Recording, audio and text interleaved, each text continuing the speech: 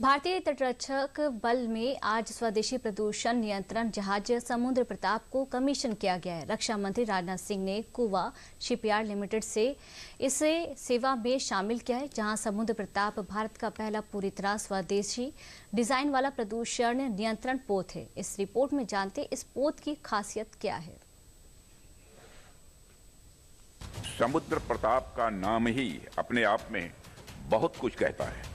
समुद्र की गरिमा और समुद्र की शक्ति के प्रतीक के रूप में समुद्र की रक्षा का संकल्प लेकर यह शिप जब लहरों पर आगे बढ़ेगा तो उसके साथ हमारे कोस्ट गार्ड्स का और भारत का आत्मविश्वास भी आगे बढ़ेगा।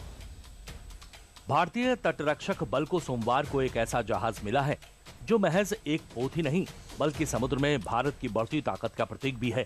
भारत के पहले स्वदेशी प्रदूषण नियंत्रण पोत ICGS समूह प्रताप को रक्षा मंत्री राजनाथ सिंह ने गोवा शिपयार्ड लिमिटेड में भारतीय तटरक्षक बल की सेवा में औपचारिक रूप से शामिल किया है।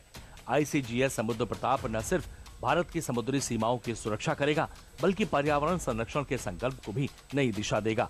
आइए जान लेते हैं ICGS समुद्र प्रताप की खासियत क्या है। समुद्र प्रताप भारत का पहला पूरी तरह स्वदेशी डिजाइन वाला प्रदूषण नियंत्रण पोत है। समुद्र प्रताप भारतीय तटरक्षक का अब तक का सबसे बड़ा जहाज है। इसकी लंबाई लगभग 115 मीटर, वजन करीब 42,000 टन और स्पीड 22 नॉट से ज्यादा है। ये 6,000 नॉटिकल माइल तक की लंबी दूरी तक बिना रुके दौड़ सकता है। समुद्र प्रताप को गोवा शिपयार्ड लिमिटेड ने बनाया है। समुद्र प्रताप में 60% से ज्यादा हिस्सा भारतीय तकनीकी का है। ये प्रदूषण कंट्रोल के अलावा सर्च और रेस्क्यू ऑपरेशन में भी पूरी तरह से सक्षम है। समुद्र प्रताप को विशेष रूप से पॉल्यूशन कंट्रोल के लिए डिजाइन किया गया है, लेकिन इसकी भूमिका मैं मानता हूं यहीं तक सीमित नहीं है। यह सर्च एंड रेस्क्यू ऑपरेशंस में भी उतना ही सक्षम है, कोस्टल पेट्रोल में भी उतना ही प्रभावी है और मैरीटाइम सेफ्टी को मजबूत करने में भी उतना ही यह महत्वपूर्ण है।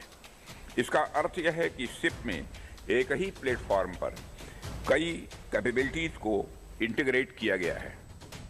ICGS समुद्र प्रताप का भारतीय तटरक्षक बल में शामिल होना पोत निर्माण और समुद्री संचालन क्षमता के क्षेत्र में भारत की आत्मनिर्भरता की दिशा में एक बड़ा कदम है। इस पोत से प्रदूषण नियंत्रण की क्षमता बढ़ेगी, पर्यावरण सुरक्षा मजबूत होगी और समुद्री सीमाओं की रक्षा और अधिक प्रभावी ढंग से की जा सकेगी।